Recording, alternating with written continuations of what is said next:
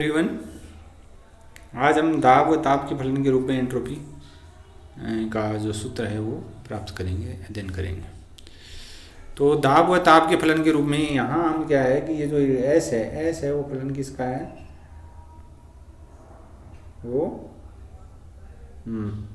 S फलन है temperature, और ये एफ है, यहाँ एस नहीं है, ये एस फलन है वो टेम्परेचर और प्रेशर का। तो इसको यदि हम एक पर क्या करेंगे टेम्परेचर के सापेक्ष अवकलन करेंगे दाब को स्थिर रखते हुए, और dt से मल्टीप्लाई करेंगे। दूसरे पर क्या करेंगे टेम्परेचर को स्थिर रखते हुए, और कांस्टेंट टेम्परेचर पर हम डिफरेंशिएशन करेंगे एंट्रोपी का विद रिस्पेक्ट टू प्रेशर, और dp से मल्टीप्लाई कर देंगे।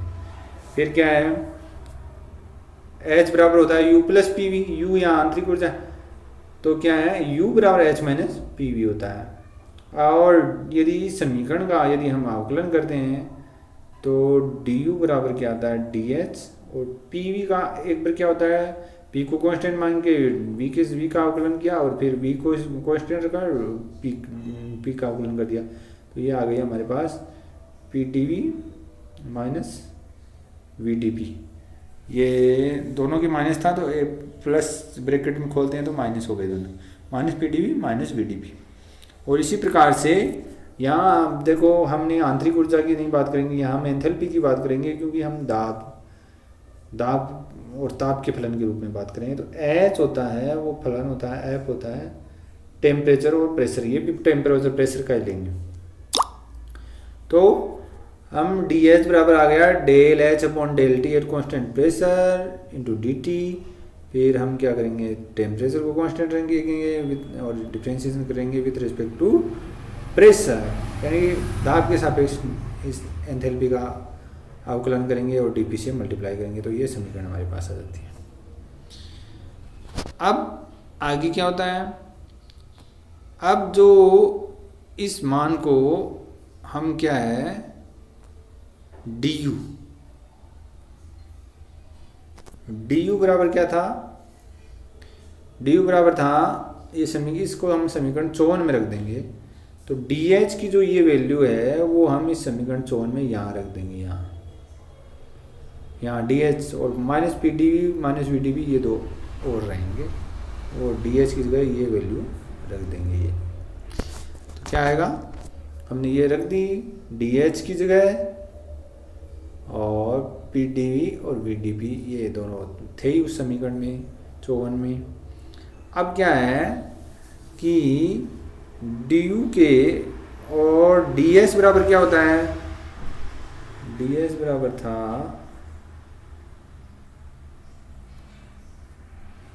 ds बराबर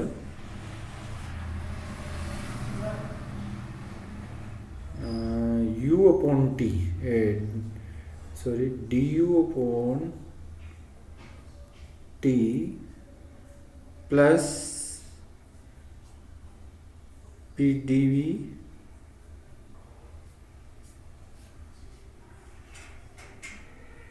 अपॉन t।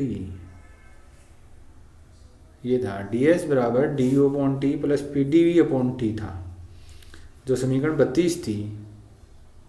और इसमें ये था ds बराबर du upon t plus pdv upon t था, जो समीकरण 32 थी। और इसमें हम ये यहाँ पर हम du का मान, यहाँ हम du का मान रख देंगे। तो du का मान रखा तो ये पूरा आया, और उसको हम t से डिवाइड किया तो pdv अपॉन t के अलावा इतनी बड़ी टर्म आई, क्योंकि ये दोनों भी t से डिवाइड होंगे, और ये भी जो ऊपर वाला पूरा मान रखा उसको 1 अपॉन t से डिवाइड कर दिया। अब हम क्या करते देखते हैं कि जो ये pdv अपॉन t वाला है ये एक माइनस का है एक प्लस का है, दोनों कैंसिल हो गए, और बाकी एज इट इज रह गया, एज इट इज रह गया। अब आगे क्या होता है, अब देखिए 1 अपॉन t है, 1 अपॉन t ब्रैकेट में था, उसको ब्रैकेट को खोलते हैं तो ये 1 अपॉन t इसमें भी आ गया, तो 1/T del H upon del T at constant pressure to D T.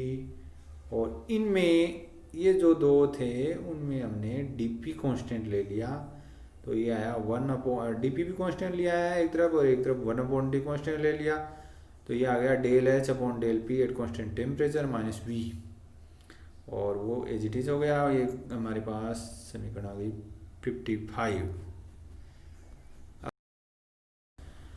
और ये जो है 53 ये वाली, तो इसमें देखो डी टी के साथ ये जो टर्म है ये del H upon del T at constant pressure था, और डी पी के साथ जो टर्म है वो del H upon del P constant temperature है।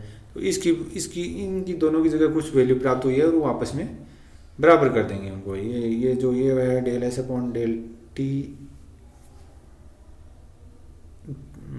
एट कॉन्स्टेंट प्रेशर के इक्वल है, तो यहाँ से हमें ये बराबर करने से ये बात प्राप्त हो गई।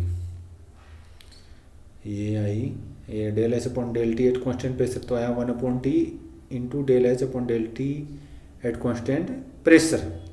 और डेल एच हमें पता है del H upon del T at constant pressure क्या होता है, सीपी होता है। और ये सीपी क्या है, स्थिर दाब पर ऊष्माधारिता यानी कि heat capacity eight constant pressure ये होती है। और दूसरे वाला टर्म ये आ गया, कंपैरिजन से आया ये। और इससे अब यहाँ पर भी हम देखते हैं सीपी अपॉन टी ये तो सदैव धनात्मक होता है, पॉजिटिव होता है। और समीकरण 57 का जो बाएं हाथ वाला व्यंजक है वो भी धनात्मक होगा, यानी कि LHS धनात्मक होगा। और इस कारण से हम कह सकते हैं कि स्थिर दाब पर किसी तंत्र की एंट्रोपी, उस स्थिर दाब पर एंट्रोपी ताप बढ़ाने पर बढ़ेगी। यदि दाब स्थिर है तो ताप बढ़ाएंगे तो एंट्रोपी बढ़ेगी निश्चित रूप से। और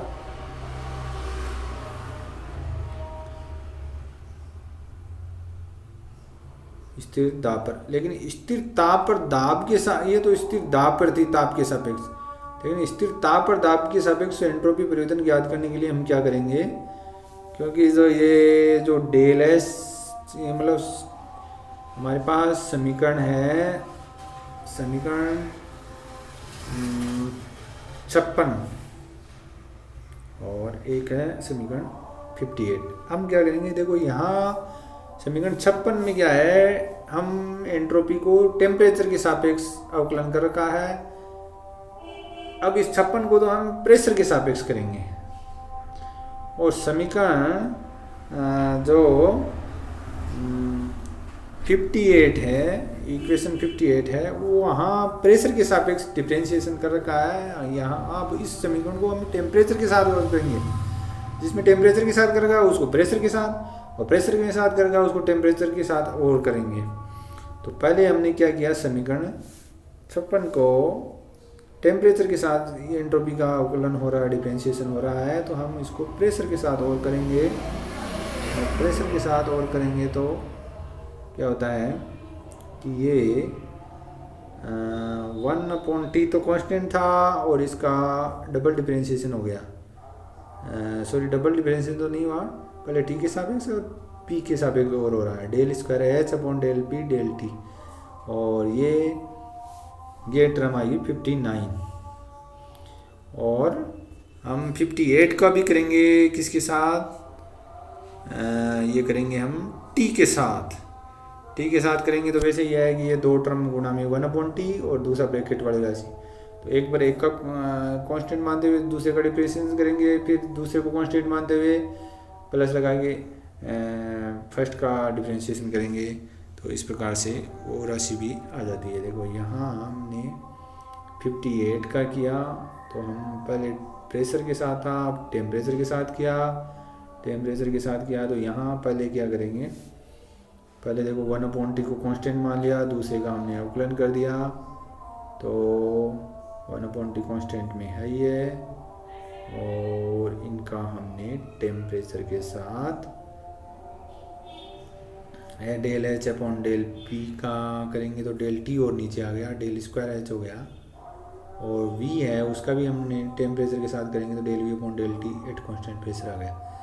इसी प्रकार से फिर 1/T का हो जाएगा तो उसका होता है डिफरेंशिएशन किसके सापेक्ष करेंगे, डेल टी के सापेक्ष, तो यहाँ 1 - 1/T स्क्वायर हो गया, और जो दूसरे वाला कांस्टेंट के रूप में एज इट इज़ आ गया।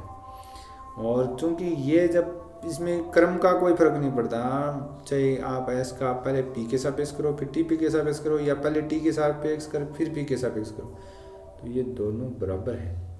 और ये दोनों बराबर है, इसका मतलब 59 इक्वेशन 60 और 59 के R H L H S यदि बराबर हैं, जैसे ये 59 दिखा देता हूँ, ये 59 ये 59 और 60 के एल एच एस यदि बराबर हैं तो आर एच एस भी बराबर होंगे। उनको बराबर करके लिख देंगे, यहाँ बराबर करके लिख दिया। अब क्या है कि यदि इसको हमने ब्रैकेट को खोला, फिर ये सब आया 1/t, इससे भी मल्टीप्लाई हुआ, दोनों में आ गया, देखो 1/t यहाँ भी आ गया, यहाँ भी आ गया। अब क्या करते हैं आगे, ये जो ये 1/t डेल स्क्वायर है, जब del upon del P del T, ये देखो ये यहाँ और ये यहाँ कैंसिल हो गया, यहाँ बाद में 0 आ जाएगा, और उससे क्या आएगा,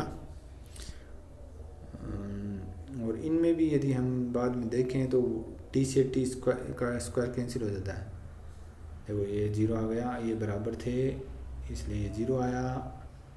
और फिर आगे क्या होता है कि यदि ये देखो ये पक्षांतरण किया है फिर, और पक्षांतरण में भी क्या होता है कि ये जो t है उसे उसका स्क्वायर कैंसिल हो गया, इसका t से t कैंसिल हो गया, तो D minus del V upon del T P आया, ये इसके बराबर आया, और minus del V upon del T at constant pressure.